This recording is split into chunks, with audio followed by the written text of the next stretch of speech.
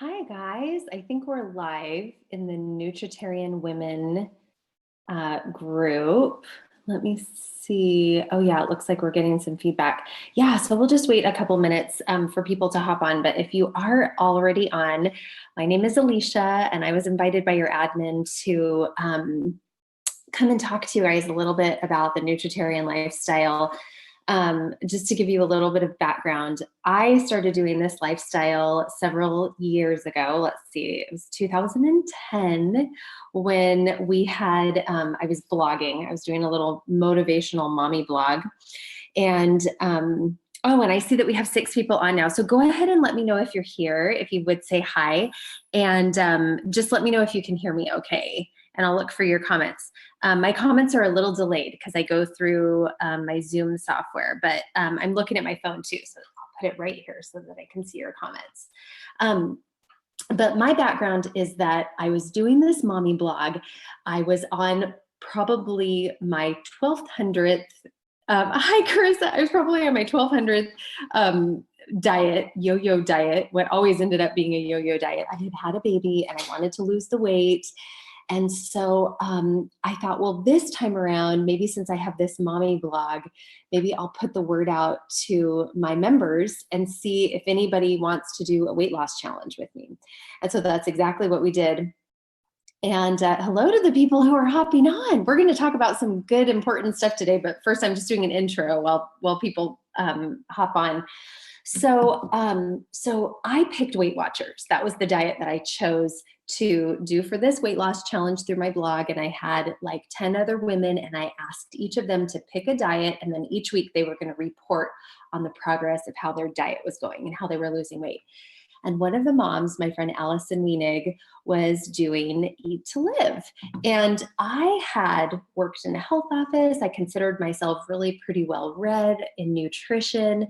And so as she started to tell me about this book, I became really, really fascinated. This concept that you don't actually have to diet ever again. This concept that you can actually just reprogram your body and your mind so that you are craving the right kinds of foods and that you don't have absurd cravings. You don't crave things that are bad for you. So this idea was really, really captivating to me. So I decided that I was going to go ahead after 4 weeks. I did 4 weeks on Weight Watchers, and at the 4-week point, I have it written down somewhere because these are all online journals. I think I had lost like 5 or 6 pounds, and then I had a bad weekend and I gained 4 of it back. Like, it was just crazy. And I was so frustrated that I tried Eat to Live. And as I started doing the Nutritarian lifestyle, everything turned around, and I started actually losing weight, and it wasn't coming back. And I wasn't even doing the full-fledged 6-week plan because I was nursing and I had to have extra calories. So I was kind of just doing Nutritarian foods. I wasn't necessarily doing the Eat to Live 6-week plan or the heart disease protocol. I was just eating Nutritarian, and the weight came off. And I started the Eat to Live support group, which I know many of you are already in, because I wanted to connect with other people who were doing this, because no one in my immediate world was doing this or understood it or had any idea why I was doing what I was doing. And so I started it. Within the first year, we had maybe 113 people, and they were just people, my own friends that I was telling about this lifestyle. But then before long, Facebook seems to have shown it to others, and it's grown, and now we have like 64,000 members or something crazy like that. And then we also have our book club and our plant-based moms and all this other stuff. We've developed this great community. So the beauty of this is that trying to do this in isolation is really hard. And that's why a group like this is really important, because you can connect with other people who are doing Dr. Furman's programs, and you can find out how they're doing it. Sometimes when you first start something like this, you create your own approach based on what you've read in the literature. And sometimes it feels unmaintainable or undoable for whatever reason. Maybe it's because of family members with conflicting lifestyles. Maybe it's because you just don't have any support. Maybe it's because you live in a food desert. Lots of different reasons that this can be a challenge. So that's why it's wonderful that we have Facebook to connect with others all over the world. You can connect with anyone in any city who's doing this lifestyle. So I really love that. So what I'm going to be talking to you about today, and I plan to take, usually I try to make these under 30 minutes because I know everybody's busy, but I want to talk to you about what I have discovered working with lots of thousands of people, kind of the surefire way to take on and maintain a nutritarian lifestyle. There are a few keys that I found are really important. And I've noticed obstacles that are consistent across the board that people just have. And so we're going to talk about what some of those are. And really, it's just a couple of things. But I think once you get that paradigm shift and then you can kind of get your ducks in a row. So the first thing is that you have to understand that there are many different ways that you can approach this. And if you start and you find yourself overwhelmed or that you're not liking the food or for whatever reason, before you decide that this just isn't for you and you're going to go back and start doing keto again, I want you to remember what you've watched in Dr. Furman's lectures, and I want you to remember what you've read, and I want you to realize that all this means is that you need to change your approach. The first approach that most people take when they take on this lifestyle is that they search for recipes. That's like everyone reads the book, and then of course the next logical step is to go search for recipes.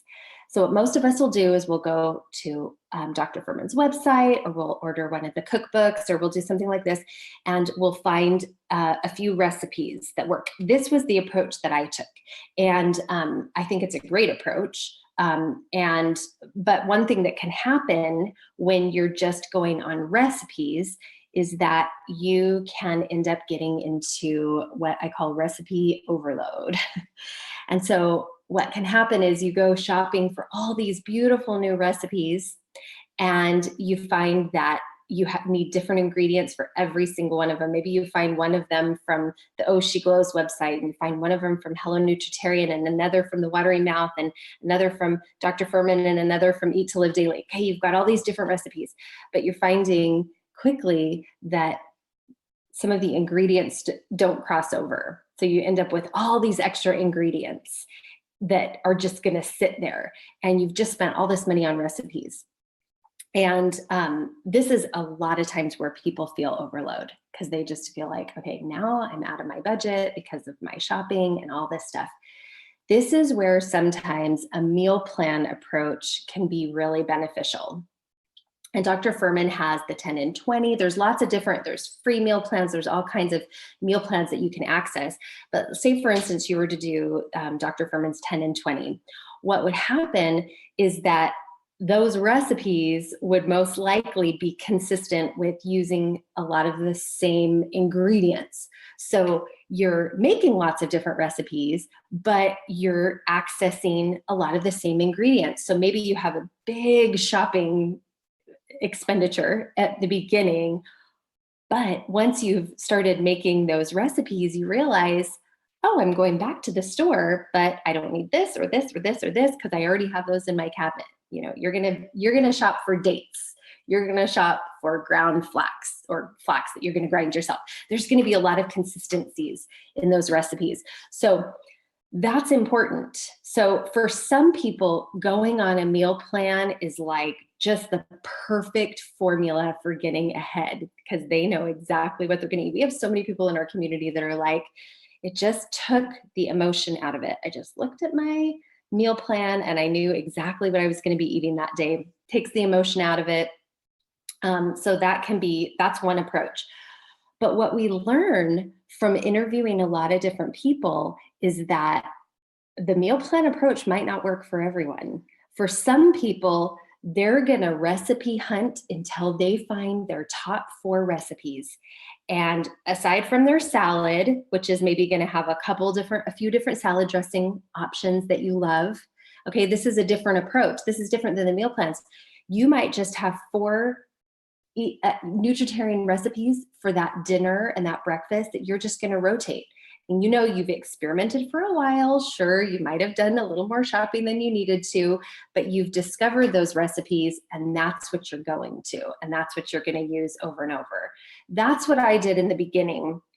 And because I was nursing, I would do things like take an Ezekiel tortilla, and I would like, and if you're not familiar with Ezekiel bread, it's a sprouted grain tortilla. So you've got like lentils and sprouted, I don't know, buckwheat maybe. And for someone who's always struggled with gluten, I don't struggle with the Ezekiel brand. So for whatever reason, but I was nursing at the time. So I would take like an Ezekiel tortilla, and I would do like almond butter with like bananas and fresh strawberries. And I would like roll it up and have like this breakfast, or sometimes it was like a midday, you know, because I wasn't paying, I was snacking. That was the thing, because I was nursing full time. And the only thing I wanted to be worried about was being nutritarian. I didn't want to have to think about the no snacking. I believe I had a little bit of olive oil still left in my diet for a while. I really kind of, it was kind of a hodgepodge creation of the nutritarian lifestyle, but that was okay, because that's what I needed at the time to get ahead. And if you talk to Sandra is someone in our community. Actually, notice I don't think she's in our group here. I don't think she's in the women's health group, the Nutritarian group. But with Sandra, she actually cooks her separately, and she eats her beans by themselves. And I believe most days she eats her nuts by themselves as well. I'm not sure what she's doing with her grain right now, but the reason that this story is worth mentioning is because Sandra has lost 130 pounds. We have a lot of people in Dr. Furman's communities that have lost over 100 pounds and kept it off. So that's a real clue that this stuff works. And if what you're doing isn't working for you, it's not because the lifestyle doesn't work. It's just because you need to change your approach. So if you haven't tried meal plans, try a meal plan. If you've been on meal plans and you find that to be too rigid an approach, which it is for me to commit to like 6 hours of meal prepping, like on my Sunday afternoon, there's no way that's going to be sustainable for me. There's no way. I own a business, I have kids, I have all these other things going on. So for me, when I get done with my hummus, I prep some new hummus. If I am done with my salad dressing, I know I can't do this lifestyle without my salad dressing. So I'm going to prep a new salad dressing. But to get all of my meals prepped at the beginning of the week, that's not going to work for me. But I can tell you that I have a number of people in my community that say, I rely on my 2-hour meal prep on Sunday night. So that person is really different than me. And it doesn't mean that she's doing it right and I'm doing it wrong, or vice versa. It just means that we have different personalities and we have a different approach to probably a lot of things in life. And so that means that approaching the nutritarian lifestyle, you're going to have to figure out what's sustainable for you. So figure out what other people are doing. What's Sandra doing? How did she lose 130 pounds? She's doing the same program I am. I keep falling off. Maybe I should look into the way that she's doing it. Or maybe I should look at what this person's doing. Or so that's the beauty of community, is we can learn from each other. So if it's not working, change your game plan. That is the number one advice. If it's not working, change your game plan. Don't change your diet, change your game plan. Okay, the second thing is that you have to realize that the reason that this diet works better than anything else, because I'm using the term diet not as a diet as in a yo-yo diet, but it's a diet in the sense that this is the way that you eat on a day-to-day basis. That's the definition of a diet. So your diet that you are using for your lifestyle, the reason that it works better than everything else is because of a 2-part formula. And this 2-part formula is the reason that you only need your willpower for maybe the first couple of weeks. Every other diet relies on what? Willpower. Every other diet relies on willpower. Every other diet, you're going to be white knuckling it to get to the finish line, which is usually a goal weight, at which time you're going to crash you're going to do something to crash your plan. And usually you've got something in mind for that. Usually, I'm going to get a sundae today, or I know when I reach my goal weight that I'm going to have a Reuben sandwich. I don't know, something ridiculous. And that's the reason that other diets don't work, because you are relying on willpower, and biology is always going to win over willpower. You can have willpower for a while, but it's not going to stick around forever. You are biologically programmed to survive. So as long as you are biologically in a position of food addiction, that addiction is going to win. So there are two parts of the formula, and it's really, really simple. You've got to get rid of toxic foods, and you've got to flood your body with nutrients. That's Phoebe. Come here, Phoebe. Come here, Phoebe. Oh my gosh, my daughter and I are both working from home today, and we're like, what if Phoebe barks? We put this like do not disturb sign at our gate, which is like set way up there. Come here, Phoebe. She hears people and she goes crazy. Come here. Do you want to come say hi? Come here. Come here, Phoebe. No, she just wants to bark. I'm going to grab Phoebe. Just hang on for just 2 seconds. Come here, Phoebe. Oh my goodness. We're going to come say hi. We're going to come say hi to everybody. Say hi to everybody. You don't need to bark. So the 2-part formula, which is really, really important, takes this, and just to reiterate, it's nutrients in, toxins out. When those 2 things come into play, your willpower isn't going to be an issue anymore. When your cells are thoroughly nourished and you've gotten rid of the toxic foods that have kept you going back over and over and over again, you're not going to have to rely on your willpower.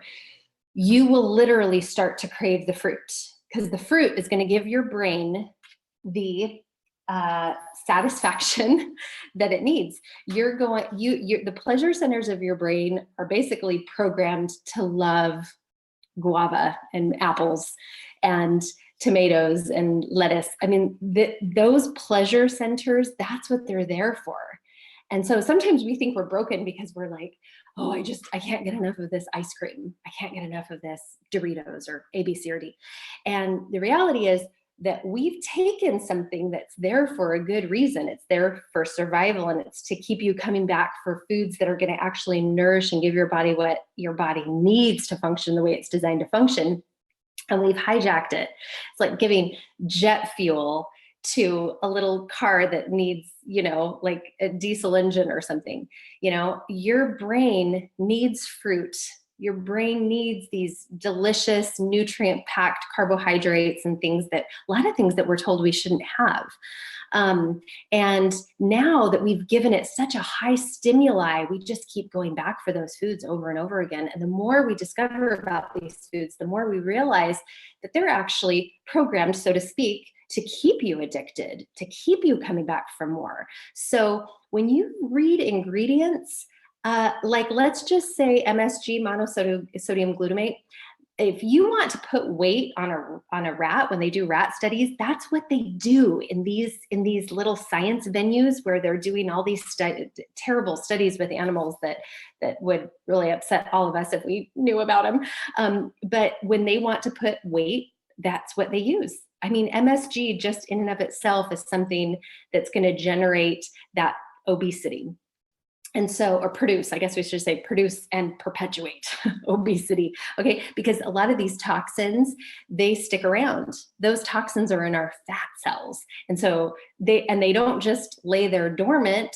What we're discovering, and they've even entitled them obesogenic toxins. And what that means is that they're toxins that make us fat. They're toxins that slow us down. They keep our cravings coming. If you look at the list of what obesogenic toxins do, it is crazy. And, when you research what happened with the tobacco industry and how they were able to manipulate their formula to keep people coming back for more, it becomes no surprise that these same things are going on in our food industry, which leads me to my next point. It's really important that as you are flooding your body with nutrients by doing this lifestyle, that you are aware that when Dr. Fuhrman talks about his 5% deviation, that 5% deviation should be very carefully monitored. And I would venture to say that no foods outside of the recommended nutritarian foods should be chosen if you take a 5% deviation. So we talk about 5% deviation. What is that?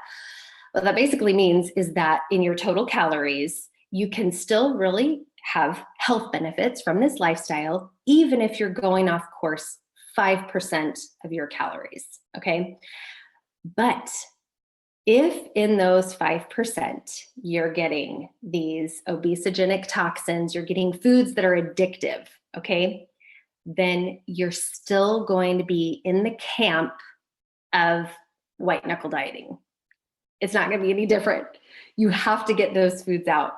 So no one ever quit smoking by having like a few cigarettes a day. Like you just, any smoker that I've ever met, they had to go cold turkey. You just can't smoke a line of cocaine twice a week. So when we're talking about these kinds of foods, if you really want this to work for you, you have to get through what I call food rehab. Food rehab is just like drug rehab for some of us. It's a period of time that usually lasts a couple of weeks. And it's when you're going off of your fried food, your highly flavorful, very calorie dense foods. It's that period of time. It's very uncomfortable. And as my friend Adam says, and I think he was quoting Doug Lyle, you have to get comfortable being uncomfortable. You just have to know this is going to be an uncomfortable couple of weeks. And another reason to use this group, ask for advice, find out what are other people doing when they're going through detox. You know, what are you guys doing to feel good? You know, I am a person who loves ice. Other people love herbal teas. There's lots of things you can do. There's also an approach that you take Dr. Furman's overall protocol, which includes no snacking, okay, because that's the best approach. We've got to give our digestive tract time to rest. But as you're transitioning onto this lifestyle, that can be tough. Maybe you're not going to pick up all of the pillars of this lifestyle when you first transition onto it. Maybe you're going to have some Nutritarian snacks those first couple of weeks. Maybe you're going to have some of Dr. Furman's black bean brownies. Maybe you're going to overdo your grains or overdo your nuts, and maybe you're not going to lose a whole ton of weight. But if that's what it takes to get through that really addictive phase where you're letting go of these foods that you love and you don't want to let go of, that can be tough. So I call this kind of the methadone approach, because you're eating foods that aren't toxic, they're not addictive, and you're doing that to get through what I call food rehab. So I think this is a really good approach for a lot of people. The other thing to note is that when you've been losing weight, it's really typical. I see it with almost everyone in my community that has done the diet for about 5 or 6 weeks, and their hunger starts to pick up again. I believe that this has to do with changes in the brain with hormones that our body produces to tell us that we are full. So when we lose fat quickly, sometimes our body decides to put on the brakes. You know, something's going on. We're losing weight really quickly. These are the times that some of those nutritarian foods might come sneaking back in during the day. It's not going to throw you into a toxic cycle, but what it can do is help you kind of overcome this hump until things kind of level out again. And your body's going, okay, this is okay. We're not in survival mode. We can work with this, and then start losing weight again. So understanding that a lot of times your cravings aren't because you are broken. Your body is doing what it's biologically programmed to do, which is to keep you alive. So work with those cycles. Know that that you, hi, Julie. Oh, Julie just wrote, hi, this is awesome. I appreciate that so much. I love hearing your feedback. Yeah, just know that you can work with these cycles of your body. Your brain and your body are just doing the best that they can. Make sure that this for you, and my community members that I can see that are on here have heard this a million times. Make sure that this is an act of self-love. you are not doing this lifestyle to punish yourself for years of disordered eating. That's not why you're doing it. You are doing this literally because this is the best possible treatment for your mind, body, and spirit. This is the best thing that you can do for yourself. You have to adopt that mindset, because when you're sitting at a table on Friday night pizza night and your partner and your kids and whomever else is eating pizza and they're eating things that you can't eat, your old mindset is going to want to tell you, you can't have that. And what your mindset needs to tell you is, you don't want that. That is not your food. You only give yourself foods that are going to work for you. And those foods are not working for you. Those foods are not working for you. The more you adopt this lifestyle, the more it's going to become part of your family dynamic as well. That's another really big challenge. That's a topic for a whole nother live. But when you start to adopt this lifestyle, then things like a big fruit salad become just this beautiful treat. It just becomes this like beautiful addition to the table that everybody can partake in.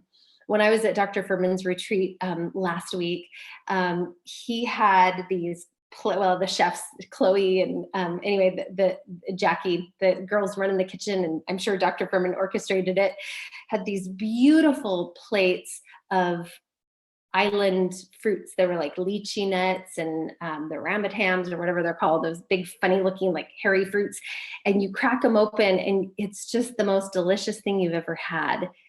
And it's like just such a treat. So if you start to view your green smoothie as your treat, your beautiful big salad with fresh berries as your treat, your whole paradigm will shift so that you can appreciate and love this. Because the worst thing that can happen as you're adopting this lifestyle is that you look at this as just like, oh, this is what it's come to. This is how I have to live if I don't want to have a heart attack.